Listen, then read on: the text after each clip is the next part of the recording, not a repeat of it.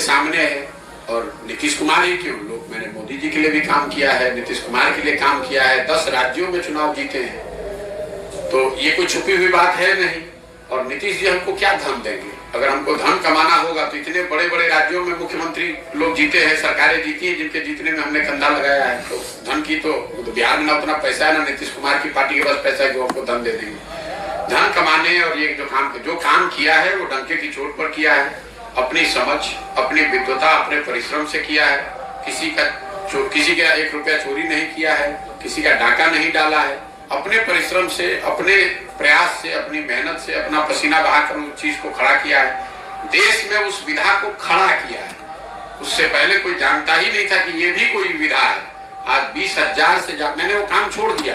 2 मई 2021 को राष्ट्रीय स्तर पर मैंने घोषणा की अब ये काम नहीं करेंगे। इसके बावजूद देश में 20,000 से ज्यादा बच्चे वो काम कर रहे हैं। उस चीज को हमने शुरू किया है। अगर आपका अपना विचार हो सकता है कि वो सही है या गलत है, लेकिन जो काम किया है वो तो पब्लिक के सामने हो, किसी नेता के कहने की थोड़ी ना बात है। और हमने वो अपने स्तर से किया है, हमारे पिताजी ने नहीं करके उसको दिया था। और जहां तक आपने कहा तीसरा मोर्चा, चौथा मोर्चा, तो आप इतनी तो समझ रखिए कि अगर कोई दल, कोई मोर्चा मैं बनाऊंगा तो वही एक मोर्चा बिहार में बचेगा, कोई मोर्चा नहीं बचेगा। इतना भरोसा रखिए। हम उनमें से नहीं है जो लड़ने के लिए लड़ता है। अगर लड़ने, अरे आप पहले सुन तो लीजिए, मैंने कहा कुछ बात आपने सुनी नहीं। अगर जन सुराज दल बनता है तो आप देखिएगा एक ही दल बचेगा, उसका नाम होगा जन सुराज। आपको एहसास नहीं है कि मैं कितनी बड़ी व्यवस्था बना रहा हूं।